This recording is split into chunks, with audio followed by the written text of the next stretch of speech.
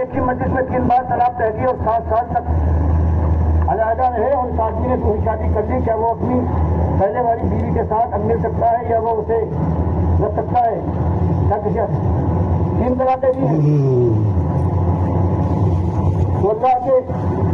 نبی صلی اللہ علیہ وسلم کے خلیفہ دوم محمد بن خطاب رضی اللہ تعالیٰ عنہ ابو الصحابہ کی روایت میں یہ آتا ہے، عبداللہ ابن عباس بیان فرماتے ہیں کہ نبی صلی اللہ علیہ وسلم کے زمانے میں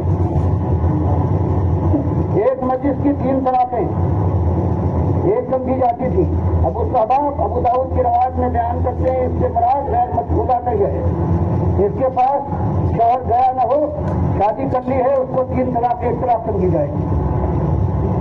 اور پھر اس کے بعد عمر کا فتویٰ لاتے، عمر نے سارے صحابہ کے اندر یہ اعلان کر دیا کہ اس سے پہلے ایک واقعہ ہوا ہے کہ صحابی نے ایک مجلس میں 3 طلاقیں دے دی۔ نبی صلی اللہ علیہ وسلم نے پوچھا اچھا تم نے 3 طلاقیں ایک مجلس میں دی ہیں؟ کہا نبی صلی اللہ علیہ وسلم میں نے ایک دی ہے، ایک کی تاکید کرنا چاہتا تھا، آپ نے مان لی، کہا ایک طلاق دی۔ اور عمر اسی کا حوالہ دیتے ہیں کہ اب تو ہر جگہ کے ہر قسم کے لوگ آ گئے، جس کو دیکھو 3 طلاقیں دینے کے بعد کہتا ہے کہ میں نے ایک اسی طرح سے دی۔ تو آپ نے اعلان کیا کہ اب 3 طلاقیں دے گا۔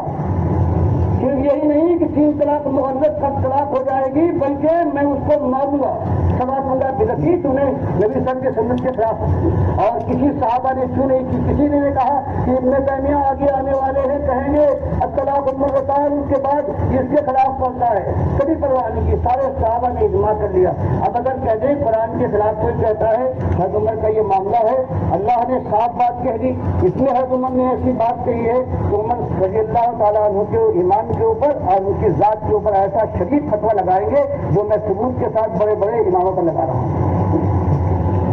باقی یہ کہ بعض چیزوں میں اللہ کے نبی صلی اللہ علیہ وسلم سے حد ثابت نہیں ہے، کتنی تھی، کبھی جوتے مارے گئے، کبھی شاخیں ماری گئی، کبھی ڈنڈے مارے گئے، 40 مارے گئے۔ حضرت عمر نے صحابہ کی رائے سے کہ یہ بہت پھیل گئی ہے یہ شراب خوری،